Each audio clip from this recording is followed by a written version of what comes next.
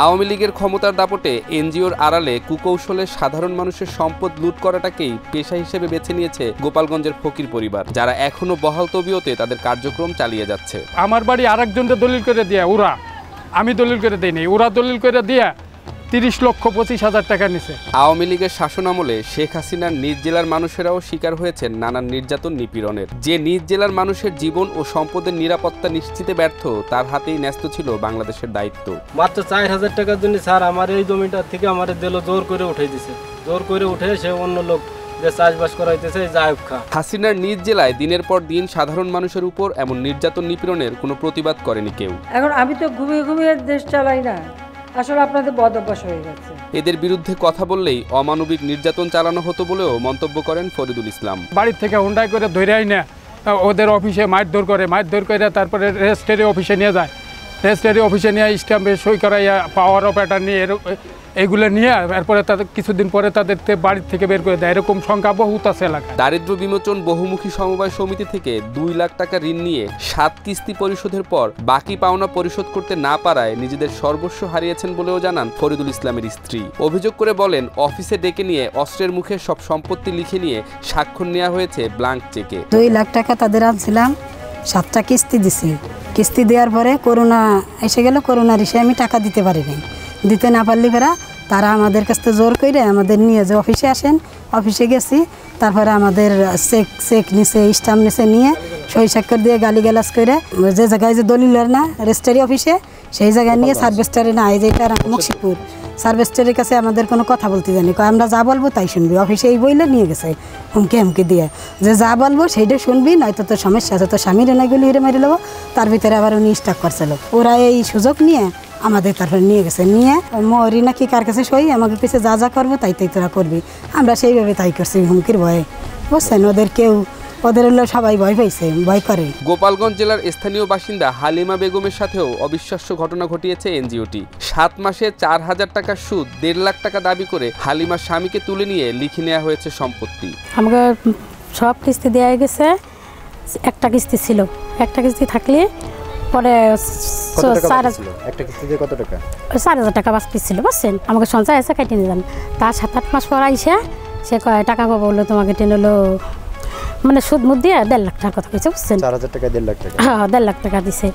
পরে সেই 1.5 লাখ টাকা পরে আমরা হাইসে উড়ে দিচ্ছি। আমি কি কোন আপনি পাগল হয়ে গেছেন নাকি, আপনার আমাকে একটু টাকা পয়সা পাবেন, এখন কিন্তু আপনার সঞ্চয়তে কাটাই দিবার কইছি। পরে উনি আর কাটে নাই। পরে পরবর্তীতে আমার স্বামীর উনি জোর করে ওনাকে অফিসে নিয়ে গেছে। অফিসে নিয়ে গেলে পরে আমি কইছি, তাই পরে আমার আবার ফোন দিচ্ছে যে এই সব নিয়ে তাড়াতাড়ি চলে।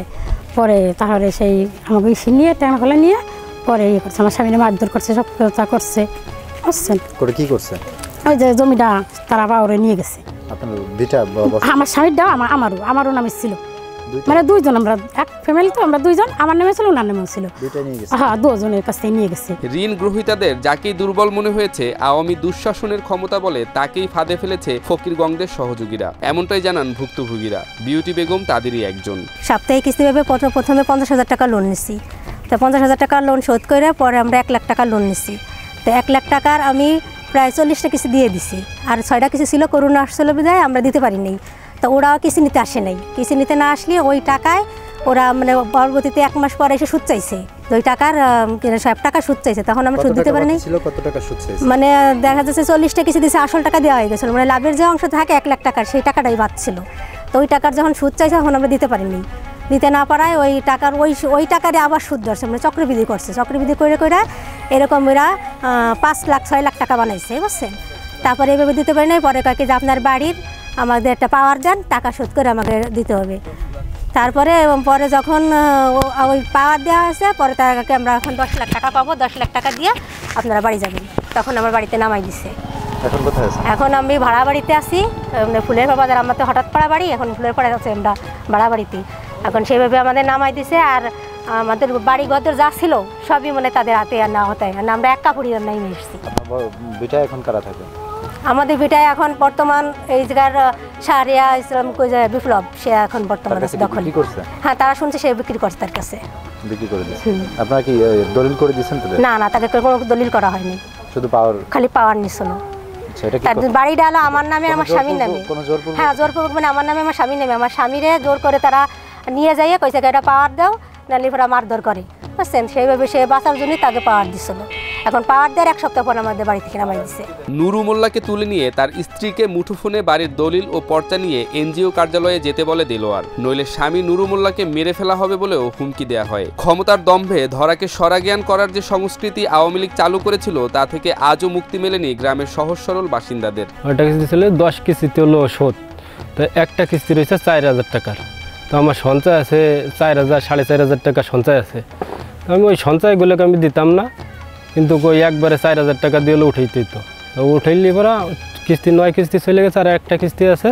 তো বলছি যে ভাই আমার সঞ্চয় আছে, আমি ছেলে মেয়ে নিয়েই বাঁচতে পারতেছি না, আপনি ওই 4000 টাকা আপনি সঞ্চয় থেকে কেটে নেন। পরে সে চলে গেছে, যাওয়ার পর তো 5-7 মাস পর এসে বলতেছে যে তুহিন ভাই আপনার কাছে টাকা পাবো 1.5 লাখ, এই যে সুদি আসলে দিয়ে দাঁড়াইছে 1.5 লাখ।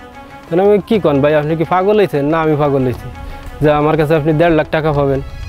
পরে উনি কয় কি যে মাসুল কিন্তু আপনার দিতে হবে। আমি কই কি যে না ভাই, আমি তো বলছি যে আমার বইতে সঞ্চয় আছে, আপনি সঞ্চয় থেকে কেটে নেন। পরে সে চলে গেছে। আবার পরবর্তীতে যাওয়ার পর আবার ফিরে গুল্লে দিয়ে কয়েকদিন পর এসে কয় কি যে টাকা তো দিলেন না, এই টাকার পিছনে এই 1.5 লাখের পিছনে কিন্তু 6 লাখ দেওয়া লাগবে। পরে আমি কই কি যে যান, আপনি যদি 6 লাখ যদি দেওয়া লাগে যেহেতু বিচারে স্যার আছে, আপনি 6 লাখ টাকা কৃষি পাবেন আপনি আমার কাছে, এই 4000 টাকা কি 6 লাখ টাকা হবে নাকি? পরে ওই তারিখও চলে গেছে। ফিরে তারিখ আইসা আমার মোটরসাইকেলে আমি উঠা যাইনি, তো আমরা জোর করে ও আর কি আমার মোটরসাইকেলে তুলে হেলাইছে। ওই দেলোয়ার জোর করে মোটরসাইকেলে তোলার পর পরে অফিসে নিয়ে গেছে। অফিসে নিয়ে যাওয়ার পর পরে আমার কয়েকটা চট খবর দিছে। চট খবর দেওয়া মতলব কি ওই যে টেবিলের সাথে আমার গেটিটা ঠাইসাই ধরে রাখছে, বুঝছেন? ধরার পর তারপরে কয়েক কিছু তোর স্ত্রীর কাছে ফোন দিই। আমি কই ভাই আমার কাছে তো ফোন নাম্বার মুখস্থ নাই, আমি ফোন দিব কীভাবে? হ্যাঁ, সে ওই বইটি তালাশ করে ও নাম্বার জোগাড় করছে, জোগাড় করে আমার স্ত্রীরে ফোন দিছে। ফোন দিয়ে কয়েক কিছু তুই দলিল আর পর্চা নিয়ে এখন নিয়ে। এটা হলো 10টার দিক, সকাল 10টার দিকে আইসা আমার বাড়ি। কতদিন আগে? প্রায় বছর 2 হয়ে গেছে, বুঝছেন? তাই আসলি পরা এসে ওই নাম্বারটা খোঁজ করে বাইর করে আমার স্ত্রীর ফোন দিছে যে তুই দলিল আর পর্চা নিয়ে এখন নিয়ে আয়, নইলে তো স্বামীরে কিন্তু ছাড়বো না, জানতে ছাড়বো না। তো স্বামীরে জানতে ছাড়বো না। তখন আর কি আমার স্ত্রী দেখছে যে তো আমি স্বামী বড়ো না আমার জমি বড়ো। তখন আমার স্বামী 10 থেকে 15 মিনিটের ভিতর মুর্শিদপুর ওকে অফিস চলে গেছে ওই দলিল পর্চা নিয়ে। আমি নিষেধ করছিলাম যে তুমি আইসো না, দলিল পর্চা নিয়ে আইসো না। পরে ওইখান থেকে ওই মুহূর্ত থেকে ও আমাকে নিয়ে গেছে দুজনের রেস্ট অফিসে।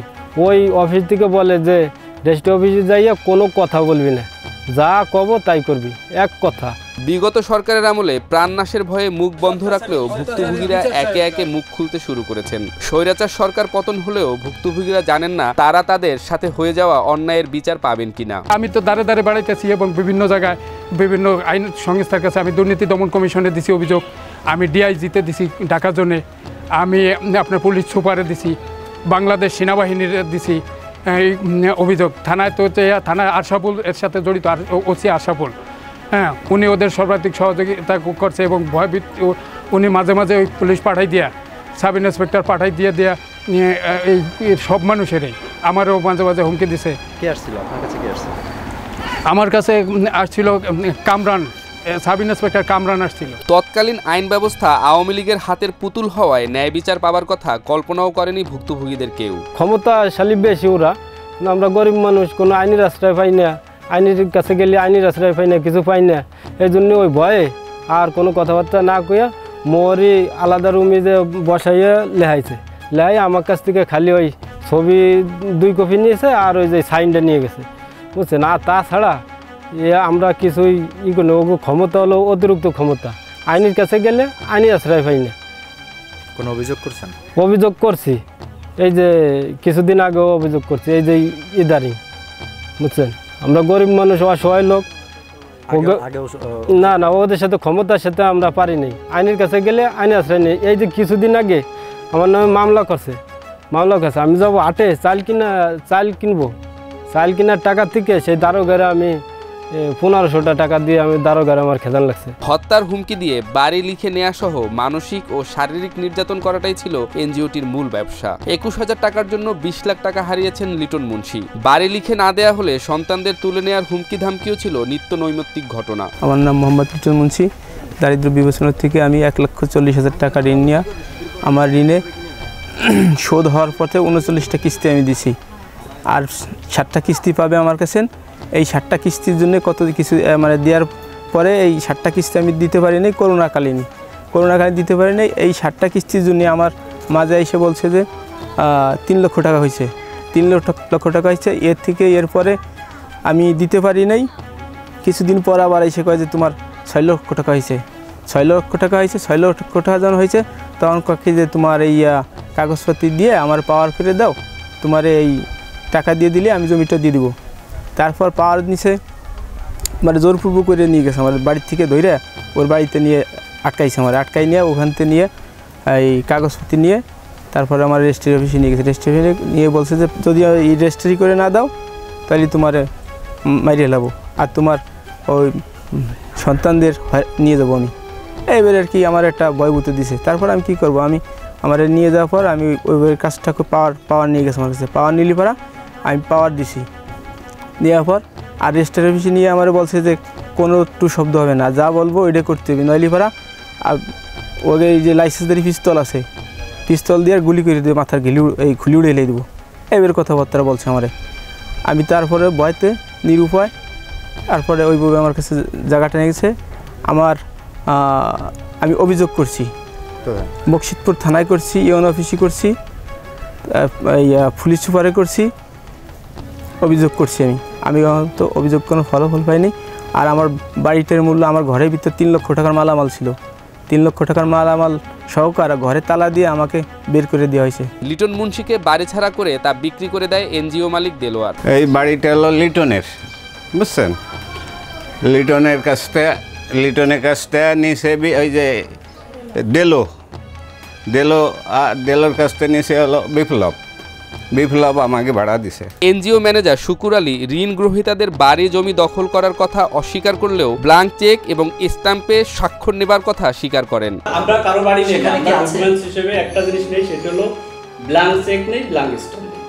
এই পর্যন্ত আমরা কারো বাড়ির জমি অধিকার নেই। নিজেদের মাথা গোজার ঠাঁই আর চাষের জমি হারিয়ে দিশেহারা প্রায় অর্ধশত পরিবার। ভুক্তভোগীরা বন্দুকের মুখে হারানো সম্পত্তি ফিরে পেতে দ্বারস্থ হয়েছেন স্থানীয় প্রশাসনের। এনজিওর বিষয়টি তো জানা ছিল না, এবং যে ওনার যে আবেদন জনাব ফরিদুল ইসলাম, ওনার আবেদনের বিষয়বস্তু হচ্ছে হত্যার হুমকি দেওয়ার অভিযোগ এই সংক্রান্ত। এটা পুরোটাই তো আসলে থানা পুলিশের বিষয়। আমি সাথে সাথে ওসিকে লিখিতভাবে জানিয়েছি যে বিষয় ব্যবস্থা নেওয়ার জন্য। তো এনজিওর বিষয়টা আমি এখনই জানলাম। তো আমি একটা লিখিত আবেদন পেলে সেটা আমি আমাদের যে এনজিও ডিল করে যে কর্মকর্তা তাকে দিয়ে আমি তদন্ত করে যাচাই করে আমি তার বিরুদ্ধে ব্যবস্থা নেব। আর যেটা অস্ত্র, এবং আপনারা জানেন যে আমাদের গত সেপ্টেম্বরের 2 তারিখ পর্যন্ত আমাদের যত বৈধ অবৈধ অস্ত্র জমা নেয়ার একটা সময়সীমা ছিল।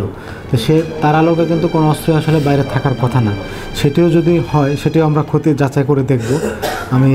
আমাদের অফিসার ইনচার্জ সদ্য নতুন যোগদান করেছেন। আসলে তার আগে কিছু ক্রাইসিস সময় আমরা অতিবাহিত করেছি, আপনারা জানেন। তো এখন পুরোদমে আমাদের সব কিছু ফাংশনিং। তো অফিসার ইনচার্জ এবং তদন্তকারী কর্মকর্তা যে এনজিও যাচাই বাছাই যিনি করবেন তাকে নিয়ে আমরা খুব দ্রুততর সময়ের মধ্যে আমরা যাচাইয়ান্তে সকল ধরনের ব্যবস্থা আমরা নেব।